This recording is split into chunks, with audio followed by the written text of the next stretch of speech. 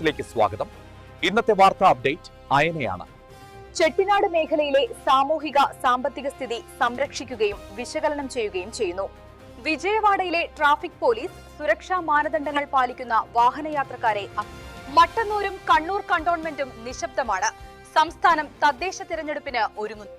Bharat future സിറ്റിയിൽ ഇന്ന് നടക്കുന്ന തെലങ്കാന റൈസ് ഇൻ ഗ്ലോബൽ ഉച്ചകോടിക്കുള്ള വേദി.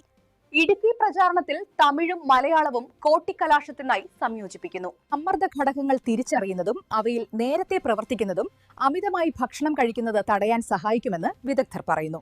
ട്രംപ് ഭരണകൂടത്തിലെ മുതിർന്ന ഉദ്യോഗസ്ഥൻ 5 ദിവസത്തെ ഇന്ത്യ സന്ദർശനം ആരംഭിക്കുന്നു. ബലഗാവിയിൽ ഇന്ന് ആരംഭിക്കുന്ന നിയമസഭയുടെ ശീതകാല സമ്മേളനത്തിൽ 30-ലധികം ബില്ലുകൾ അവതരിപ്പിക്കും.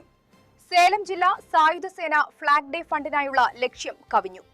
കേരള തദ്ദേശ തിരഞ്ഞെടുപ്പ്.